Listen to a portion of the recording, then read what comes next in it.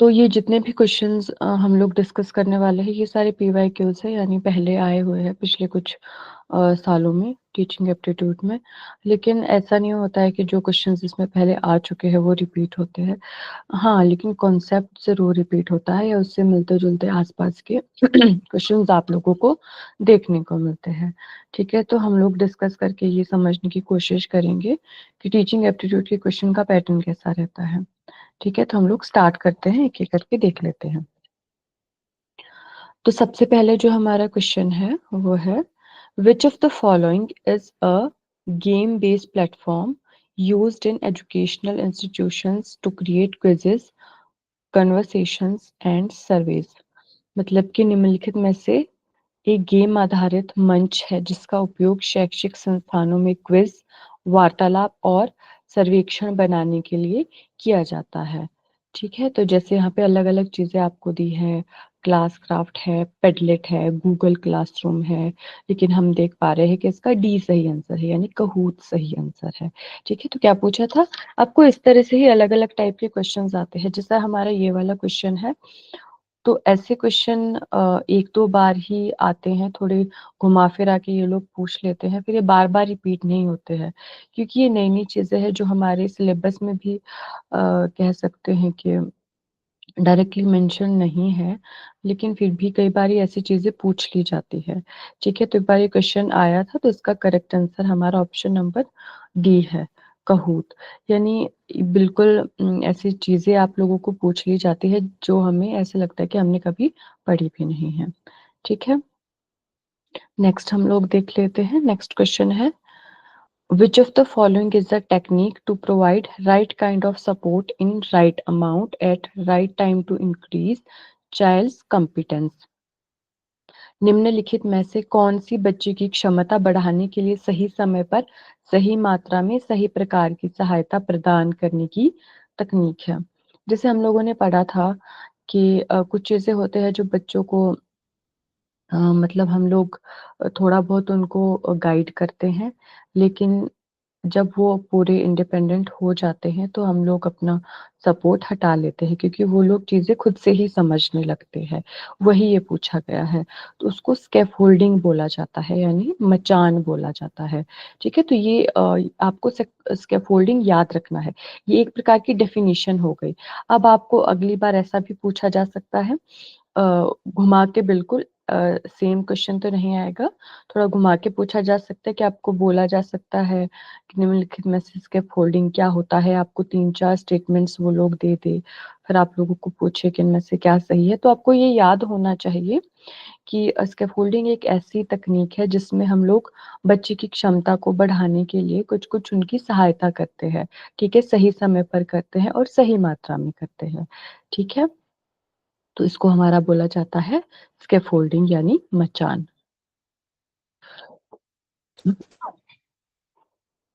अगला हमारा क्वेश्चन है, a learner combines her previous schemes or modified them as per new experiences. The process of combining existing schemas and to arrive at new schemas is known as। मतलब इसमें जो schema है वो क्या है, हमारी नॉलेज है। ठीक है, जैसे यहाँ पे बोला जा रहा है कि एक शिक्षार्थी अपने पिछले स्कीमा को जोड़ता है या नए अनुभवों के अनुसार उन्हें संशोधित करता है। मौजूदा स्कीमा को संयोजित करने और नए स्कीमा पर पहुंचने की प्रक्रिया को क्या बोला जाता है? तो जो स्कीमा है वो है हमारी नॉलेज। ठीक है, ये नॉलेज को बोला जा रहा है कि अपने पिछले नॉलेज को जोड़ता है या नए जो उसके अनुभव होते हैं, जो नई इंफॉर्मेशन होती है उसके अनुसार उन लोगों को संशोधित करता है। एक मिनट।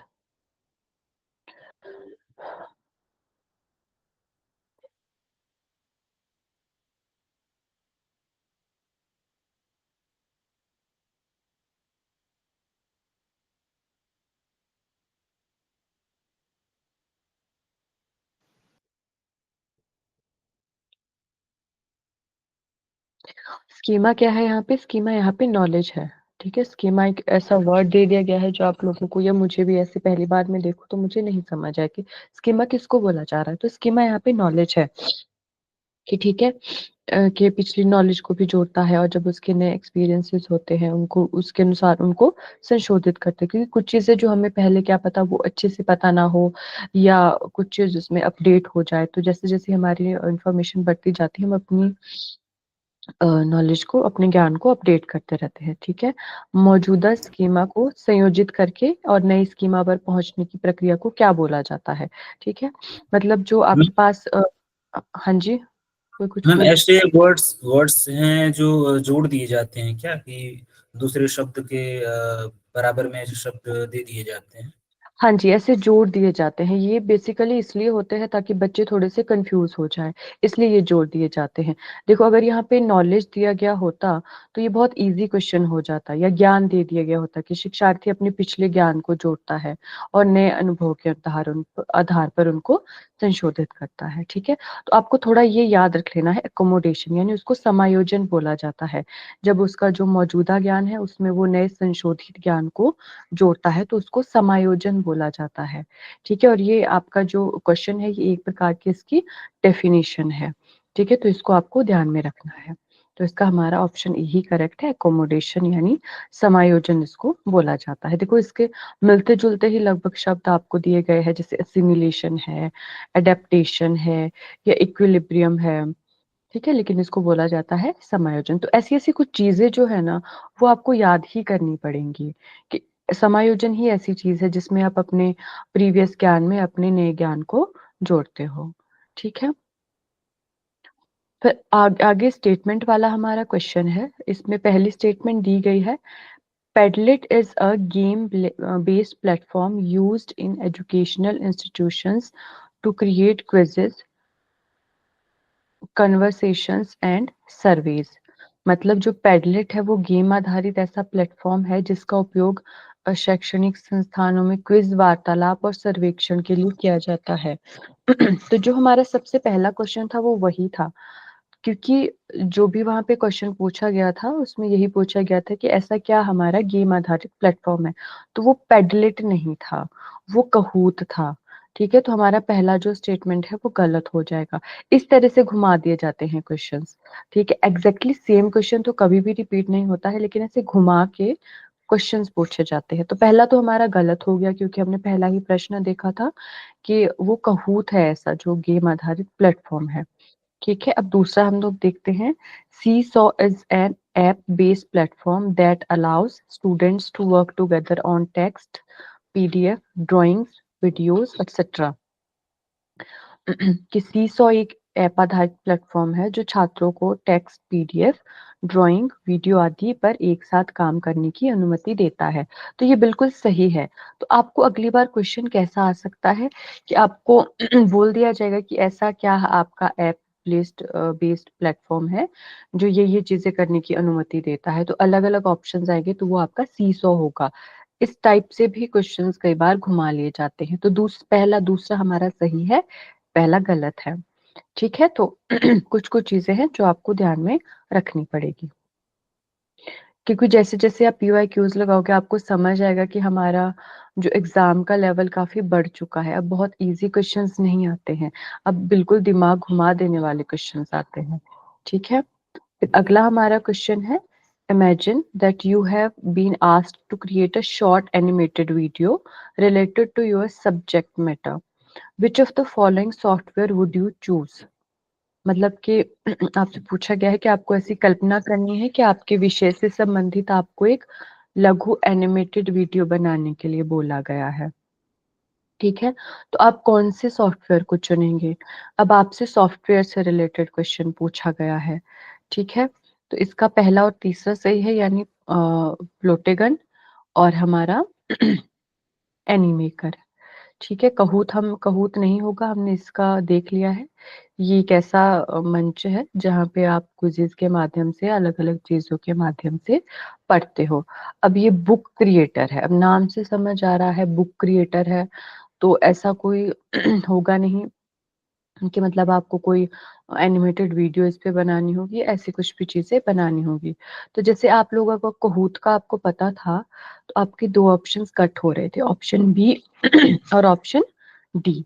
ठीक है, तो आपके पास दो ही बच रहे थे, ए और सी में से। तो इस तरह से आपको एलिमिनेट करना भी सीखना है। वो अच्छी बात है कि आपको सही आंसर डायरेक्ट पता है इस चीज का, लेकिन अगर आपको मान लो थोड़ा बहुत आइडिया है, पूरा आपको नॉलेज नहीं है, तो जो चीज आप एलिमिनेट कर सकते हो उसको आप ऐसे एलिमिनेट कर सकते हो। अब दो ऑप्शन आपके एलिमिनेट हो गए, अब दो ही रहते हैं। अब इसको आप इस तरह से देख सकते हो कि कौन कौन सी चीजें इसमें आती है और कौन सी नहीं आती है। अगला हमारा है question, which of the following statements best describe the brain storming method of teaching. तो ब्रेन स्टॉर्मिंग पे क्वेश्चन आते हैं, मैंने बताया था।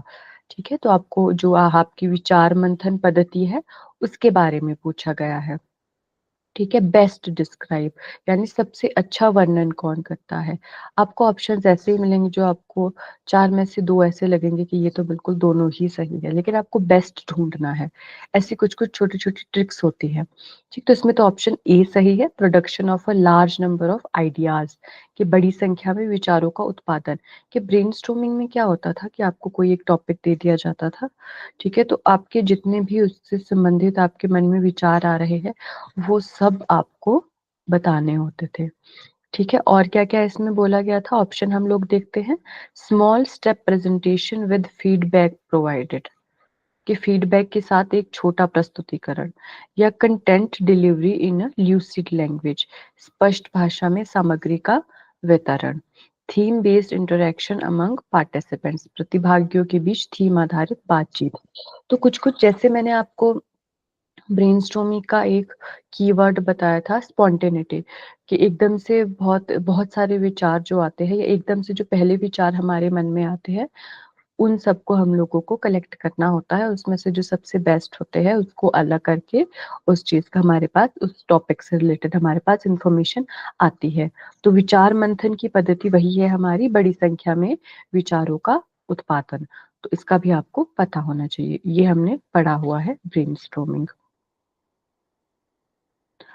फिर अगला प्रश्न हमारा है, which of the following statements best describe submissive evaluation in evaluation procedure. अब आपको पूछा गया है सबमिटिव इवैल्यूएशन यानी योगात्मक मूल्यांकन के बारे में। और सबमिटिव मतलब इवैल्यूएशन जो था वो हमने सेकेंड लास्ट क्लास में पढ़ा था।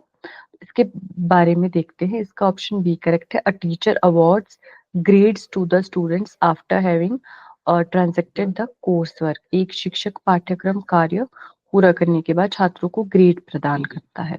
तो इसका कीवर्ड क्या था, या तो आपको ग्रेड्स मिल रहे थे या आपका सर्टिफिकेशन हो रहा था।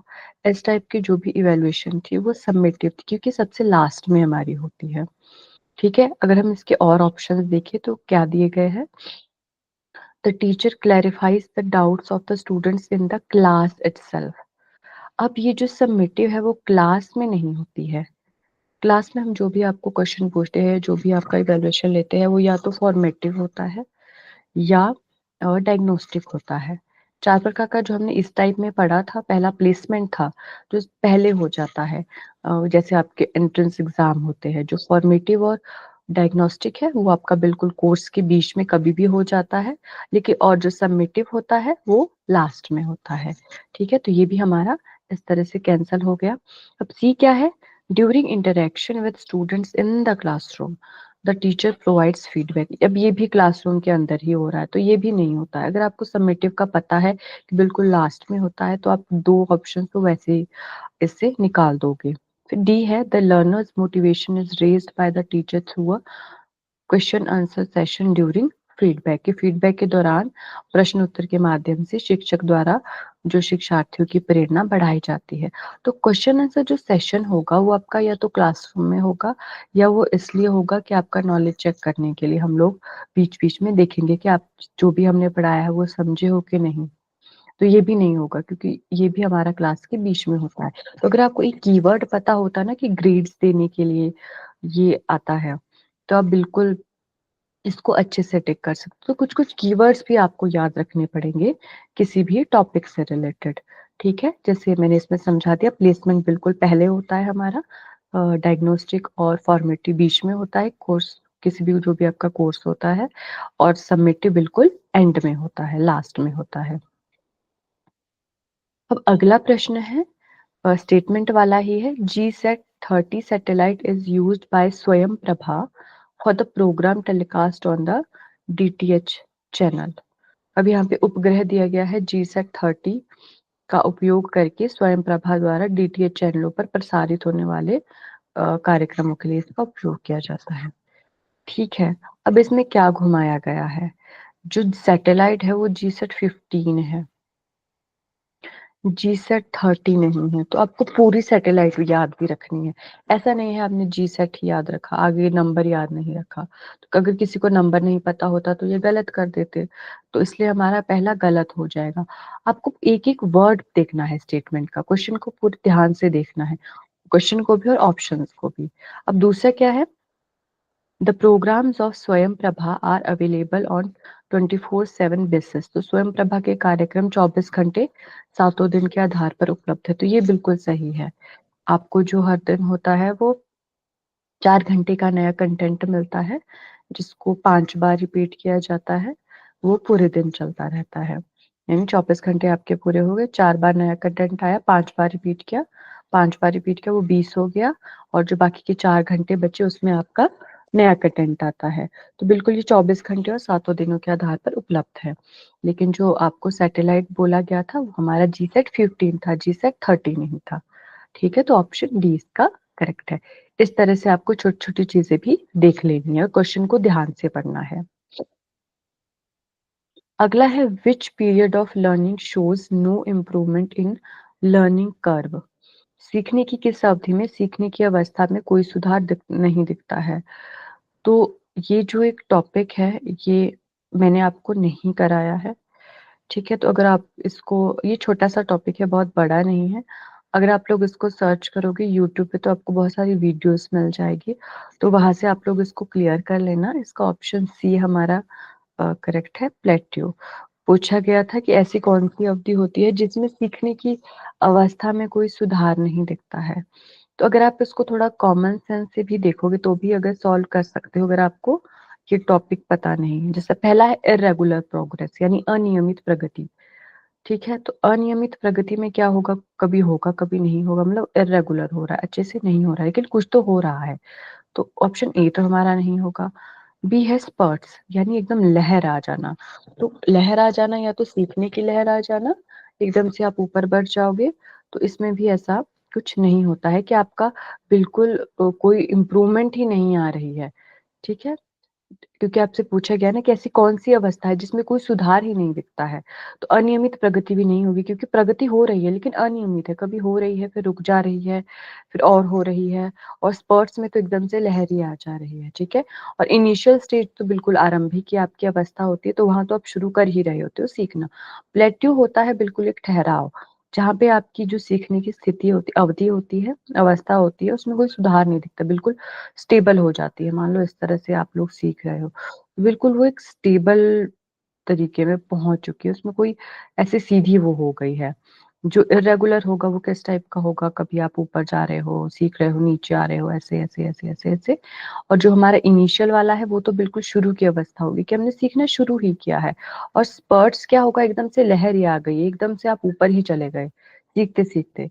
ठीक है, प्लेट्यू एक ऐसी चीज है जिसमें क्या है कि आपके सीखने की अवस्था में कोई भी सुधार नहीं देखने को मिल रहा है।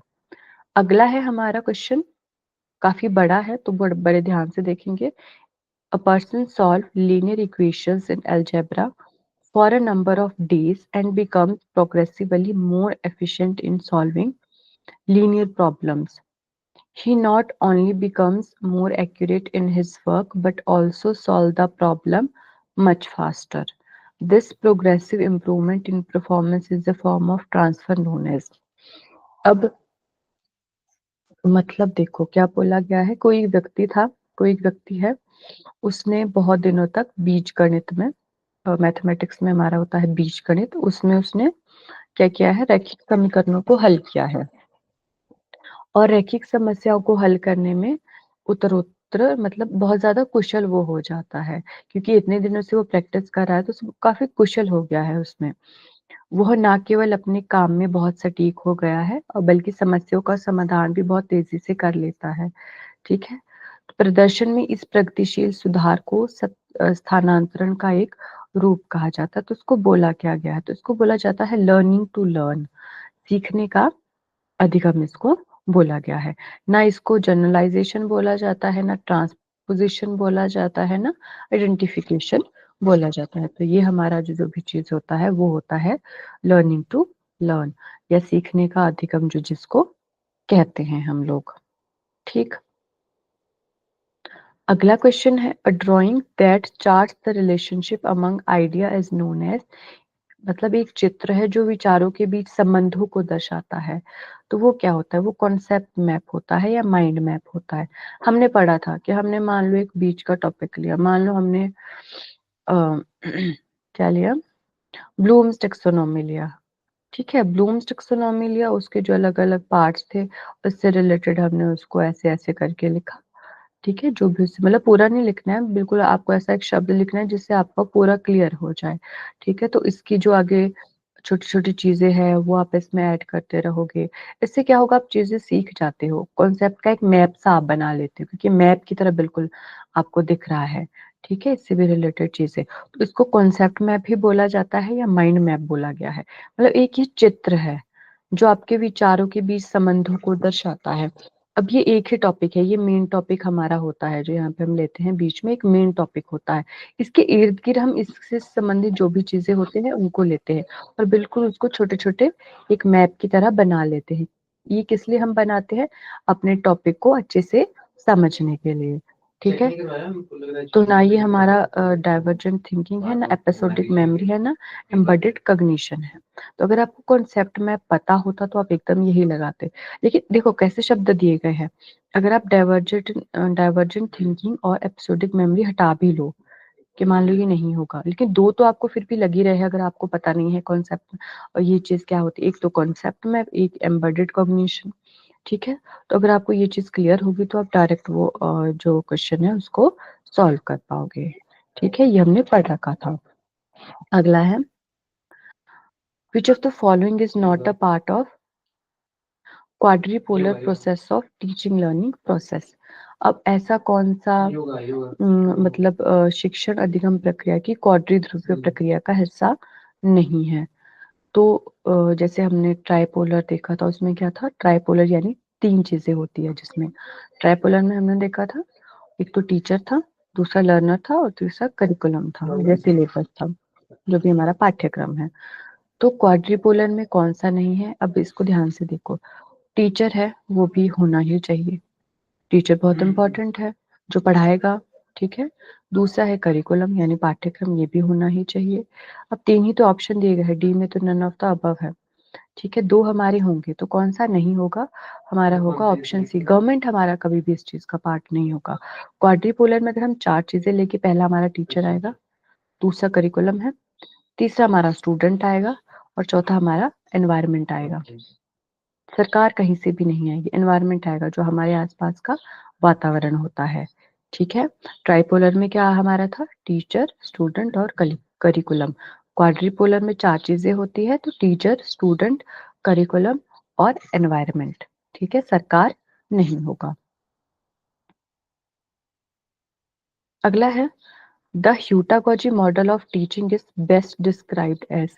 अब आपको बोला गया है ह्यूटागोजी मॉडल को सबसे अच्छे तरीके से मतलब कैसे वर्णित किया जाता है। चार ऑप्शन दिए गए हैं आपके पास। तो पहला है N extended form of pedagogy, शिक्षा शास्त्र का विस्तारित रूप। बी है N extended form of andragogy, andragogy का विस्तारित रूप। और ऑप्शन सी है promotes logical and critical thinking skills, यानी तार्किक और आलोचनात्मक सोच को बढ़ावा देता है। ठीक है, तो बी और सी इसके सही है हमारे। ठीक है, क्योंकि जो पेडागोजी होता था वो बिल्कुल टीचर सेंटर्ड होता था। तो ह्यूटागोजी जो हमारा होता है उसमें क्या होता है, हम लोग स्वयं से सीखते हैं। ठीक है, खुद ही प्रॉब्लम कोई भी देखेंगे, कोई प्रॉब्लम है उसका कॉज देखेंगे, मेन कॉज क्या है, फिर उसको सॉल्व करेंगे। तो ये एक्सटेंडेड फॉर्म है, यानी विस्तारित रूप है किसका है, एंड्रागोजी का, क्योंकि एंड्रागोजी जो हमारा होता है वो स्टूडेंट सेंटर्ड होता है। ठीक है, और ये हमारी लॉजिकल और क्रिटिकल थिंकिंग स्किल्स को भी बढ़ावा देता है, जो हमारा ह्यूटागोजी मॉडल है। तो इसका ऑप्शन डी करेक्ट हो जाएगा, बोथ बी एंड सी। ठीक है, तो इसमें आपकी क्या क्या चीजें टेस्ट हो गई, एक तो पेडागोजी का पता होना चाहिए, एंड्रागोजी का पता होना चाहिए, और ह्यूटागोजी का। ये सारी चीजें भी हमने क्लास में डिस्कस की हुई है। मैम एक बार और ये जो पिछला प्रश्न था एंडागोजी और पेडागोजी के बारे में एक बार बता दीजिए। हाँ जी, तो पेडागोजी क्या होता है हमारा, आप देखो, पेडागोजी होता है हमारा जो बिल्कुल टीचर सेंटर्ड होता है। उसमें टीचर का ही पूरा रोल रहता है, जैसे टीचर ही सब कुछ, कोई भी चीज होता है वो बच्चों को कराता है, वही सब कुछ डिसाइड करता है कब कौन सी चीज होनी है। बहुत ज्यादा इंटरेक्शन नहीं होता है टीचर स्टूडेंट के बीच में। फिर जो एंड्रागोजी है ये थोड़ा स्टूडेंट सेंटर्ड होता है, मतलब कहीं ना कहीं जो एक जो फोकस होता है वो स्टूडेंट पे ज्यादा रहता है टीचर के बजाय। इसमें बच्चों को काफी मौका मिलता है अपनी चीजों को, मतलब अपनी जो उनकी जानकारी है उसको बढ़ाने का, अपने ज्ञान को बढ़ाने का, क्योंकि इसमें इंटरेक्शन भी होती है, बच्चे ज्यादा क्वेश्चन आंसर करके भी टीचर से अपनी डाउट्स को क्लियर कर सकते हैं, या और भी बहुत अच्छी इसमें चीजें होती है। तो ये हमारा पेडागोजी एंड्रागोजी है। ठीक है, और जो ह्यूटागोजी है वो क्या होता है, इसमें तो बिल्कुल बच्चा पूरा खुद ही सारी चीजें करने लग जाता है, क्योंकि एंड्रागोजी में भी कहीं ना कहीं हमें एक गाइड की जरूरत होती है जो आपका टीचर हो सकता है, लेकिन ह्यूटागोजी में हम इंडिपेंडेंटली सीखते हैं। इसमें हम कोई भी प्रॉब्लम जो भी हमारे आसपास होगी उसका मेन कारण देखते हैं, मेन कॉज देखते हैं, और उस चीज को खुद से सॉल्व करने की कोशिश करते हैं, और उसी चीज से हम लोग सीखते हैं। ठीक है, तो ये हमारा पेडागोजी, एंड्रागोजी और ह्यूटागोजी है। ठीक है, ये तीन ही प्रकार का होता है क्या? हाँ जी, ये तीन ही प्रकार का होता है। Thank you. ठीक है, नेक्स्ट क्वेश्चन है, which of the following methods are learner center teaching method. अब आपको बोला गया है कि कौन सी शिक्षार्थी केंद्रित शिक्षण विधि है। ठीक, पहला है अब आपका एक्टिव लर्निंग यानी सक्रिय अधिगम। एक्टिव लर्निंग अगर होगी तो मतलब शिक्षार्थी केंद्रित होगी, जो पैसिव लर्निंग होता है वो आपका स्टूडेंट सेंटर्ड होता है, ये तो हमारा होगा। बी है कोऑपरेटिव लर्निंग यानी सहकारी अधिगम, बच्चे साथ साथ सीखते हैं, एक दूसरे की सहायता भी करते हैं और उनकी सहायता भी लेते हैं सीखने के लिए। तो इसमें भी हमारा देखने को मिलता है कि ये भी एक शिक्षार्थी केंद्रित है। फिर अगर एक्टिव लर्निंग हो तो पैसिव नहीं होगा, तो ऑप्शन डी तो हमारा वैसे ही कट हो गया, डी आपका 3 में है। तो देखो, अगर आपको ये पता है कि पैसिव लर्निंग नहीं होगा तो आपका करेक्ट आंसर निकल जाएगा, आपको ज्यादा सोचना ही नहीं पड़ेगा, डी तो वैसे ही कट हो गया, तो एबीसी बच गया। सी क्या है, इंडक्टिव टीचिंग एंड लर्निंग यानी आगमन शिक्षक एवं शिक्षण एवं अधिगम। ठीक है, तो इस तरह की छोटी छोटी ट्रिक्स से आप क्वेश्चंस देख सकते हो। अगर आपको पता था ए आपका होना ही होना है तो डी नहीं हो सकता, क्योंकि बिल्कुल उल्टा है इसका। तो डी जब आपने कैंसिल किया तो आपके बी सी डी ऑप्शन गायब हो गए, मतलब ये तो कट ही हो गए सारे। तो आपका एक ही बचता है, ऑप्शन ए बी सी। अगला हमारा है, solo taxonomy is useful for teachers to create learning experiences that are tailored to each student's current level of understanding, helping them progress towards more sophisticated levels of knowledge. What is the full form of solo? इतनी कहानी बता दी solo के बारे में, और पूछा क्या है लास्ट में, सोलो की फुल फॉर्म। ठीक है, कि सोलो टेक्सोनॉमी क्या होता है, शिक्षकों के लिए सीखने का अनुभव बनाने के लिए उपयोगी है, जो प्रत्येक छात्र की समझ के वर्तमान स्तर के अनुरूप होती है, जिससे उन्हें ज्ञान के अधिक परिष्कृत स्तरों की ओर बढ़ने में मदद मिलती है। तो यहाँ से क्या चीज क्लियर हो गई आपको, सोलो टेक्सोनॉमी की परिभाषा तो आपको पता चल गई।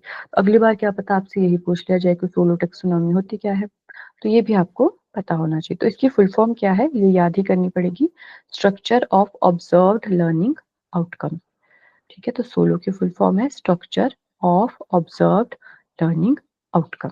इतना ही इसमें पूछा गया था, लेकिन क्वेश्चन देखने में बहुत बड़ा लग रहा था, बहुत बड़ा बना दिया गया था, क्योंकि इसमें पहले इसकी परिभाषा भी दे दी गई थी कि सोलो टेक्सोनॉमी होती क्या है। अगला है, a child firstly learns to differentiate between various things that is men, women, animals, birds, and later on unifies these differentiated concept to form a single concept. इसको क्या बोला जाता है कि एक बच्चा पहले विभिन्न चीजों के बीच अंतर करना सीखता है, जैसे पुरुष है, महिला है, पशु पक्षी। ठीक है, इन चीजों के बीच में एक बच्चा पहले अंतर करना सीख रहा है और बाद में इन विभेदित अवधारणाओं को एकीकृत करके एक एकल अवधारणा बनाता है। तो इसको क्या बोला जाता है? मतलब पहले क्या कि बच्चे ने क्या चीजें सीखी, सभी के बीच में अंतर करना कि अच्छा ये पुरुष है, स्त्री है, ये अलग अलग चीजें, ये पशु है, ये पक्षी है, पेड़ पौधे, इस सारी चीजें उन्होंने सीखी।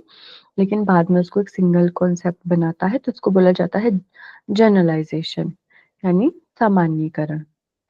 ठीक है, नेक्स्ट क्वेश्चन है हमारा, which of the following statements represents the function of student evaluation?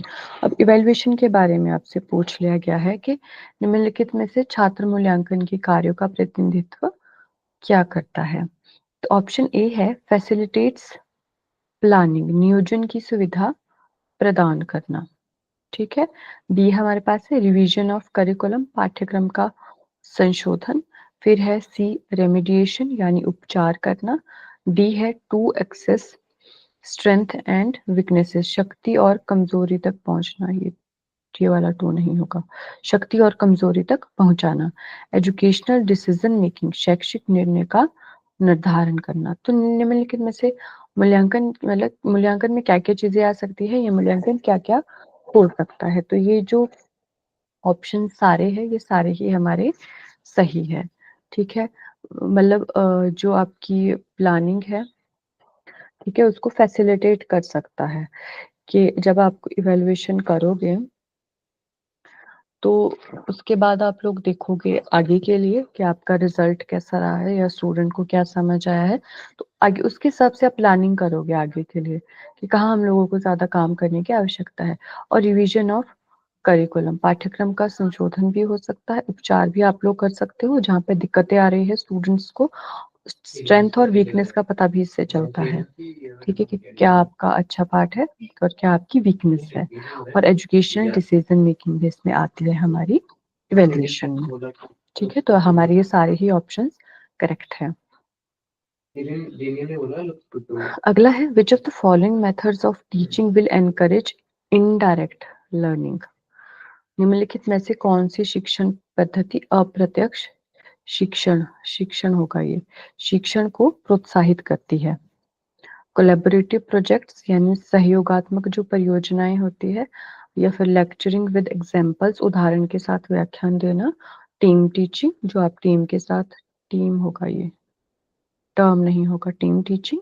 या ऑप्शन डी होगा डेमोन्स्ट्रेशन ऑन अ सब्जेक्ट, किसी विषय पर प्रदर्शन। तो इसमें क्या पूछा गया है, इनडायरेक्ट लर्निंग आपकी किस में हो रही है? तो देखो, इनडायरेक्ट हो गया आपकी ऑप्शन डी में, डेमोन्स्ट्रेशन ऑन अ सब्जेक्ट, मतलब किसी विषय पर आपका जो प्रदर्शन होता है। ठीक है, टीम टीचिंग तो एक प्रोसेस है, इसमें दो या दो से ज्यादा टीचर्स एक ही टॉपिक आपको पढ़ाते हैं, हमने ये भी देखा था मेथड्स ऑफ टीचिंग में। जो लेक्चरिंग विद एग्जांपल्स है, मतलब उदाहरण के साथ आप लोगों को व्याख्यान देना, इसमें भी अप्रत्यक्ष शिक्षण नहीं होता है। और जो कोलैबोरेटिव प्रोजेक्ट्स होते हैं, कोलैबोरेटिव प्रोजेक्ट्स मतलब 3-4 बच्चे एक साथ आपस में कोलैबोरेशन से प्रोजेक्ट्स बनाते हैं, तो ये भी नहीं होगा, ऑप्शन डी ही हमारा सही होगा इसमें। ऐसे क्वेश्चन में दिमाग काम नहीं करता कि कौन सा लगाएं, तो सब एक जैसा लग रहा है। कोई बात नहीं, आप लोग जैसे जैसे प्रैक्टिस करोगे ना PYQs टीचिंग एप्टीट्यूड के किसी भी यूनिट के, तो आपको समझ आता रहेगा कि किस टाइप के क्वेश्चन आ रही है। आपको इसलिए लग रहा है क्योंकि अभी तक आपने बस पढ़ा है, PYQs नहीं लगाए हैं, लेकिन आप प्रैक्टिस करते रहोगे तो आपको समझ आ जाएगा। मैं लास्ट में आपको बताऊंगी कि कैसे आपको प्रैक्टिस करना है। ठीक है, अब यार हम देख लेते हैं कि किस टाइप के क्वेश्चंस आते हैं, तो आपका थोड़ा दिमाग का स्तर वैसा होगा कि अच्छा हमको अब इजी क्वेश्चंस नहीं आते हैं, टफ आते हैं। ठीक, नेक्स्ट है in which mode of learning do learners participate in active discussion and get immediate feedback from the teachers? कि अधिगम का ऐसा कौन सा प्रकार होता है जिसमें अधिगमकर्ता सक्रिय परिचर्चा में सहभाग करता है, यानी कोई भी एक एक्टिव डिस्कशन चल रहा है उसमें वो सहभाग कर रहा है, मतलब पार्टिसिपेट कर रहा है, और शिक्षकों से त्वरित पर प्रतिपुष्टि प्राप्त करता है, मतलब इमीडिएट फीडबैक उसको मिलता है। तो ये हमारा सिंक्रोनस मोड ऑफ लर्निंग होता है। अधिगम में सहकालिक प्रकार। देखो, कम्युनिकेशन पढ़ लिया है आप लोगों ने? ठीक है। आवाज आ रही है मेरी? बता दीजिए, कम्युनिकेशन आप लोगों ने पढ़ा है या नहीं? उसमें शायद वही लग रहा है मेरे को भी। कम्युनिकेशन की क्लास हो गई है क्या आपकी पेपर 1 की? आपका नहीं हुई तो मतलब मैं जब से ज्वाइन की हूँ तब से तो नहीं हुई है, बाकी प्रीवियस अगर कोई प्रेजेंट है तो पता नहीं। ठीक है, मतलब नहीं हुई है। ठीक है, तो आपको मैं एक चीज समझाती हूँ। वहाँ पे आपको पढ़ने को मिलेगा सिंक्रोनस मीडिया और एसिंक्रोनस मीडिया। नहीं, बाकी तो ये कुछ ठीक है, तो उससे ये क्वेश्चन क्लियर हो जाता अगर आपने पढ़ा होता तो। चलो मैं समझाती हूँ। जो सिंक्रोनस मीडिया होता है उसमें क्या होता है, आपको एकदम से फीडबैक मिल जाता है। ठीक है, कि कोई भी आप ऐसी चीज कर रहे हो कि जहाँ पे आपको एकदम से फीडबैक मिल जा रहा है, जैसे कि आपकी लाइव क्लास है कोई ठीक है, कोई लाइव क्लास चल रही है, तो आप हम लोग जैसे आपस में बातचीत करें, आप कोई क्वेश्चन पूछोगे मुझसे तो मैं आंसर दूंगी, या मैं पूछूंगी तो आप आंसर दोगे, मतलब एकदम से जो फीडबैक मिल रहा है। एसिंक्रोनस इसका बिल्कुल उल्टा होता है। एसिंक्रोनस मीडिया जो होता है उसमें फीडबैक इमीडिएट नहीं मिलता है। अब जैसे उदाहरण हम लोग इसमें कैसे लेंगे, यूट्यूब वीडियोस का। अब कोई यूट्यूब वीडियो है, उसमें तो एक साइड का ही चल रहा है जो भी वीडियो है। अब किसी का कोई डाउट आ रहा है तो वो कैसे पूछेगा, वो कमेंट करेगा। लेकिन कमेंट जिसने वीडियो डाली है वो एकदम से तो नहीं देखेगा, वो बहुत दिनों बाद देखेगा, ये क्या पता देखे ही ना।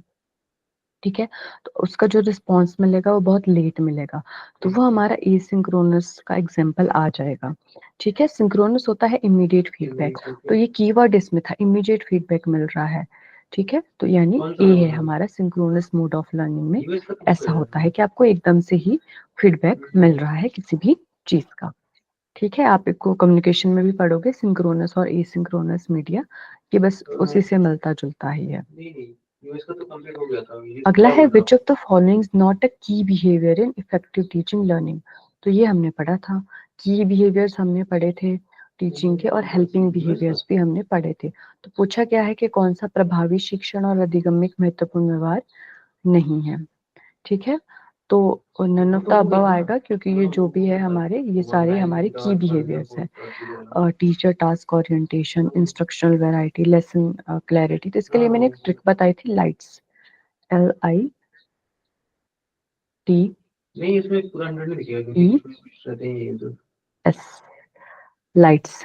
ठीक है, L से लेसन क्लैरिटी है, I से इंस्ट्रक्शनल वैरायटी है, T से टीचर टास्क ओरिएंटेशन है, E और S दो और चीजें हैं, अभी मुझे ध्यान नहीं आ रही है, लेकिन अगर आप नोट्स देखोगे तो आपको इसमें मिल जाएगा। तो ये क्या चीज है, ये चीज याद करने वाली है, की बिहेवियर। की बिहेवियर भी याद करो, हेल्पिंग बिहेवियर भी याद करो। इस टाइप के आपको कोड्स में क्वेश्चन देखने को मिल सकते हैं, कि मान लो अगर आपको इसका इस प्रकार से भी क्वेश्चन आ सकता था कि निम्नलिखित में से कौन से आपके हेल्पिंग बिहेवियर्स है, तो दो उसने मान लो आपको की बिहेवियर दे दिए, दो उसने मान लो हेल्पिंग बिहेवियर दे दी, तो आपको कोड बना दी कि कौन सा है, ए है, ए बी है, या फिर सी डी है, कौन सा है। तो आपको ये याद ही करना पड़ेगा, की बिहेवियर्स भी हेल्पिंग बिहेवियर्स भी। ठीक है, इंपॉर्टेंट है, आपको नोट्स मिले हैं इसके, तो आप वहां से इसका रिविजन कर लेना।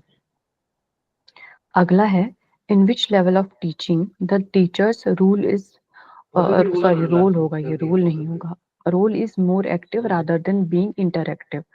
मतलब कि ऐसा कौन सा स्तर है जिसमें शिक्षक की भूमिका अन्योन्यात्मक क्रियात्मक होने के बजाय ज्यादा सक्रिय होती है, ये बजाय होगा। ठीक है, मतलब कि ऐसा नहीं है कि मोर active rather than being interactive. ठीक है, इसमें ज्यादा इंटरएक्टिव नहीं रहता है, टीचर एक्टिव रहता है। ठीक है, तो वो हमारा मेमोरी लेवल है, क्योंकि मेमोरी लेवल में क्यों एक्टिव रहेगा, क्योंकि उनको चीजें सिखानी है, बच्चों को याद करानी है, रटो रटो। इंटरएक्टिव वो हमारे अंडरस्टैंडिंग लेवल में होगा, क्योंकि अंडरस्टैंडिंग लेवल में क्या होता है, बच्चे चीजें समझते हैं, बच्चे चीजों का अर्थ समझने लगते हैं, तो वो कहीं ना कहीं टीचर से पूछेंगे जहां उनको डाउट आएगा। लेकिन मेमोरी लेवल में जो रटा दिया वो रटा दिया, जैसे प्राइमरी लेवल है, टेबल्स याद करो, तो बच्चे पूछेंगे थोड़ी, इंटरेक्शन नहीं होगा बच्चों का। ठीक है, तो ये आपका ऑप्शन ए हमारा करेक्ट हो जाएगा, मेमोरी लेवल, ये आपका हाँ। आया है लेवल्स ऑफ यूसेज का। लर्निंग से, हाँ। Sorry levels memory, levels of memory के लेवल से ये क्वेश्चन आया है आपका। फिर अगला हमारा है which of the following development areas of individual differences will be affected if a child of और frequent outburst and throws tantrums. मतलब कि यदि कोई बच्चा बार बार बाहर निकलता है, नखरे करता है, तो व्यक्तिगत मतभेदों का निम्नलिखित में से कौन सा विकास क्षेत्र प्रभावित होता है। क्योंकि व्यक्तिगत मतभेद होते हैं लोगों में, अलग अलग होते हैं, सारे बच्चे एक से नहीं होते हैं। क्लास में अगर 4 ही बच्चे हैं तो चारों अलग अलग होंगे, एक से नहीं होंगे। तो वही पूछा गया कि अगर कोई बच्चा इस प्रकार का व्यवहार कर रहा है तो आपका कौन सा विकास का क्षेत्र उसका प्रभावित होगा। तो वो इमोशनल होगा, यानी भावनात्मक जो विकास क्षेत्र है वो प्रभावित होगा। क्योंकि बच्चा क्या कर रहा है, बच्चा नखरे कर रहा है, टेंट्रम दिखा रहा है कहीं ना कहीं टीचर को या कोई भी जो भी उसके साथ के बच्चे हैं, तो वो उसकी भावनात्मक विकास को दर्शाता है। तो इसका ऑप्शन सी करेक्ट हो जाएगा। फिर अगला क्वेश्चन है हमारा आइडेंटिफाई द टूल्स में पूछे गए हैं फॉर शेयर्ड वीविंग और visual and other interactive content with in real time environments. कि वास्तविक समय के वातावरण में दृश्य और अन्य इंटरैक्टिव सामग्री को साझा करने के लिए उपकरणों की आपको पहचान करनी है। तो ऑप्शन ए हमारा है virtual white board, option B है स्लाइड शोइंग, ऑप्शन सी है पोलिंग, ऑप्शन डी है क्विजिंग। तो option A B C D हमारा करेक्ट में होगा। ऑप्शन डी है अवतार। अवतार क्या होता है, जैसे कोई भी चीज है, मान लो कोई आपका फेवरेट कैरेक्टर है तो उसका एक अवतार बना लिया जाता है। या जैसे व्हाट्सएप पे आपने ये फीचर देखा होगा कि आप अपनी फोटो अगर वहां पे लगा देते हो तो व्हाट्सएप जो डीपी है वो आपकी एक अवतार के रूप में आ जाती है। तो उससे वो ऐसा कोई नहीं है, वो आपका मतलब ऐसा कोई टूल नहीं है जिससे आपकी पढ़ाई हो रही है। तो आपका option E B C D जो है वो आपके टूल्स दिए गए हैं। ठीक है, तो ये आपका ऑप्शन ए हमारा करेक्ट है। देखो अगर आप एक एलिमिनेट करोगे तो आपने ई एलिमिनेट किया इसमें, तो ई इसमें 3 में था, तो आपका डायरेक्ट आपको आंसर मिल रहा था। ठीक है, तो इस टाइप से भी अगर आपको समझ आ जाता है ये तो पोलिंग और क्विजिंग क्या होता है? ये क्विजिंग लिखा है कि weaving visual and other interactive content, तो पोलिंग और क्विजिंग विजुअल है क्या? देखो अगर क्विज आप मान लो कह सकते हैं कि एक तो आपका ओरल क्विज हो गया, या आपके बहुत सारे एप्स आपको देखने को मिल जाते हैं जिसमें, क्योंकि बहुत सारे टूल्स हम लोगों के आ गए हैं ना, तो आप ऑनलाइन माध्यम से भी क्विज ले सकते हो।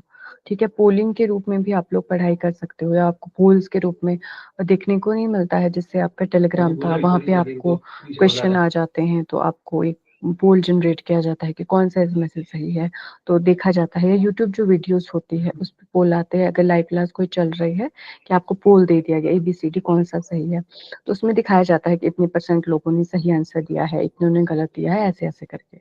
ठीक है, तो वो भी इसका एक पार्ट है, हमारा टूल ही समझ सकते हैं उसको। ठीक है, और समझ आया जो पूछ रहे थे? जी मैम। ठीक है, अगला हमारा क्वेश्चन है which of the following is outside the review of characteristics of learning. निम्नलिखित में से कौन सा सीखने की विशेषताओं के दायरे से बाहर है। ठीक है, तो पहला है learning is a life long process. बिल्कुल सही है, हमेशा हम जीवन भर सीखते रहते हैं।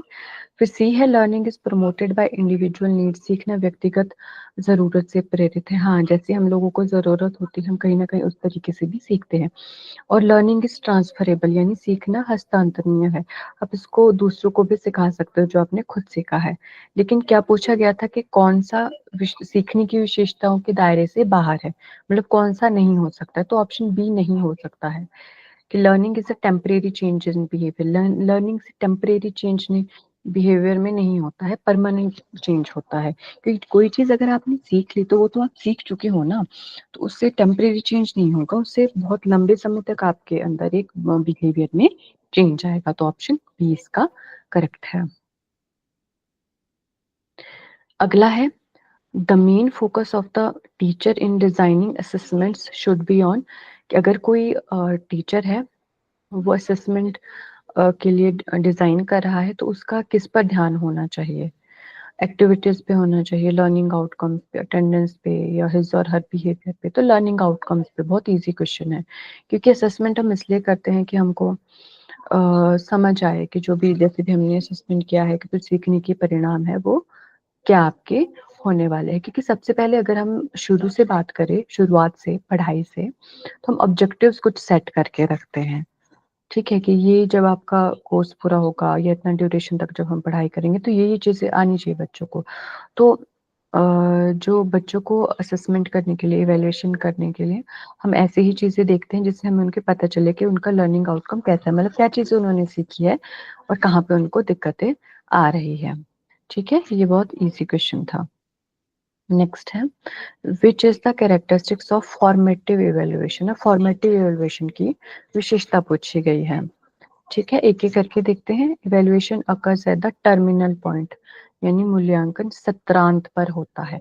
अब सत्रांत पर तो फॉर्मेटिव नहीं होता है, वो तो समेटिव होता है, तो ए तो हमारा कट हो जाएगा। ठीक है, evaluation is use before program design. अब मूल्यांकन कार्यक्रम तैयार करने से पहले ही किया जाता है, तो जो सबसे पहले होता है वो हमारा क्या होता है? प्लेसमेंट। तो बी भी हमारा करेक्ट इनकरेक्ट है। फिर है, evaluation relates to indicating learning outcomes of teaching. मूल्यांकन शिक्षक का अधिगम परिणाम संसूचित करने से संबंधित होता है। तो लर्निंग आउटकम्स भी हमारा कब लोग हम देखते हैं? बिल्कुल लास्ट में देखते हैं, तो ये भी आपका नहीं होगा। तो ऑप्शन डी करेक्ट हो जाएगा। Evaluation is conducted during teaching, क्योंकि दो प्रकार का जो हमारा मूल्यांकन था वो शिक्षण के दौरान ही होता था। कौन सा? फॉर्मेटिव और डायग्नोस्टिक। ठीक है, तो ऑप्शन डी इसका सही हो जाएगा। तो आपको इसका डिफरेंस समझ लेना है, प्लेसमेंट, डायग्नोस्टिक, फॉर्मेटिव और समेटिव। ज्यादातर कंफ्यूजन फॉर्मेटिव और समेटिव में ही होता है। फिर है, which teaching aids enhance the skills like reading, listening and pronunciation. कौन सी शिक्षण में सहायक साधन पढ़ने, सुनने और उच्चारण जैसे कौशलों को बढ़ाते हैं? तो तीन चीजें इसमें दी है, जैसे रीडिंग है, पढ़ना, लिसनिंग सुनना, और प्रोनाउंसिएशन यानी उच्चारण। तो सामने सामने समझ आ रहा है ऑडियो लिंगुअल टीचिंग एड्स, यानी ऑडियो भाषिक शिक्षण सहायक सामग्री। इसमें जैसे ये भाषा से संबंधित है तो ऑडियो भी है, तो आप इसमें सुनोगे भी। लिंगुअल यानी कह सकते हैं कि भाषा से हमारे संबंधित है, तो आपका प्रोनाउंसिएशन भी इसमें होगा और इसमें रीडिंग भी आपका होगा। तो ऑप्शन ए, ये नाम से ही हमको करेक्ट हो गया, यानी नाम से हम लोगों को समझ आ गया कि कौन सा इसका करेक्ट ऑप्शन होने वाला है। ठीक है, तो अगला अगर ऑप्शन देखें तो क्या दिया गया है? Scientific teaching ads. Scientific teaching ads हम लोगों को किससे रिलेटेड होंगे? हमारे साइंस से रिलेटेड होंगे। जनरल नॉलेज टीचिंग एड्स, ये जनरल नॉलेज बढ़ाने के लिए। और डी होगा थ्योरेटिकल बेस्ड टीचिंग एड्स। ठीक है, तो इसका हमें नाम से ही क्लियर हो गया था कि ऐसा कौन सा हो सकता है जो आपके पढ़ने, सुनने और उच्चारण जैसे कौशलों को बढ़ाएगा। तो वो है ऑडियो भाषिक शिक्षण सहायक सामग्री। अगला प्रश्न है, डायग्नोस्टिक इवैल्यूएशन असर्टेन्स, यानी नैदानिक मूल्यांकन से किस चीज का हम लोगों को पता लगता है? ठीक, students performance at the beginning of instruction है कीवर्ड प्लेसमेंट के लिए, तो ये तो भैया नहीं पता चलता है। सी है, degree of achievement of instruction objectives at the end में समेटिव होता है, तो ये भी गलत है। Learning progress and failure after instruction ये भी समेटिव ही होता है, जो इंस्ट्रक्शंस के बाद होता है, तो बी बच गया। Causes and remedies of persistent learning problems during instructions के निर्देशों के दौरान एक तो ये होता है, और लगातार सीखने में समस्याओं के कारण तथा समाधान का पता जिससे हमें चलता है। हम पहले तो पता लगाते हैं कि क्या कहाँ समस्या है बच्चे को, फिर उसका समाधान भी निकालते हैं, इसीलिए इसका नाम डायग्नोस्टिक इवैल्यूएशन लिखकर रखा गया है। इसका ऑप्शन बी हमारा सही हो जाएगा। ठीक है, इस तरह से आप चीजों को समझ सकते हो। अगला हमारा प्रश्न है, which of the following statements explain the concept of inclusive teaching. मतलब निम्नलिखित में से ऐसा कौन सा कथन है जो समावेशिक शिक्षण की अवधारणाओं की व्याख्या करता है?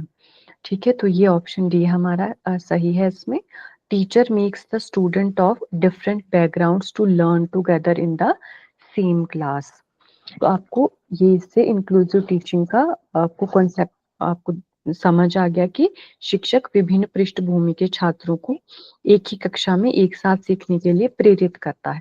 वही हमारा इंक्लूसिव टीचिंग यानी समावेशी, मतलब जितने भी जैसा भी बच्चे का बैकग्राउंड है, अलग अलग बैकग्राउंड से अगर बच्चे आ रहे हैं, लेकिन उनको एक ही क्लासरूम में सिखाना, उस चीज के लिए प्रेरित करना।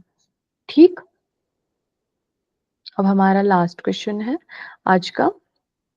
When the learning outcomes of students are ensured with employment of less resources and effort on the part of a teacher and more initiative for self-learning is evident, which of the following expression will describe the teacher most appropriately?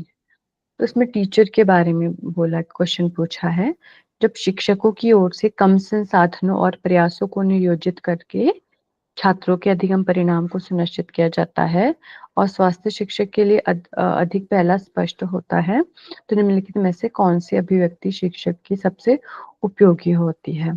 यानी अगर कम resources है teacher के पास, तो फिर भी वो कहीं ना कहीं बच्चों को चीजें सिखा रहा है, तो उसको क्या बोला जाएगा कि टीचर आपका प्रभावी है, शिक्षक आपका प्रभावी है, टीचर इज इफेक्टिव। ठीक है, ये तो जनरल सा क्वेश्चन आप लोगों से पूछा गया था। तो आज के लिए इतना ही, 30 क्वेश्चन ही मैं लेके आई थी। तो अब मुझे लगता है, उम्मीद है मेरी कि काफी कुछ आपको इससे क्लियर हो गया होगा कि किस टाइप के क्वेश्चंस आप लोगों को देखने को मिलते हैं।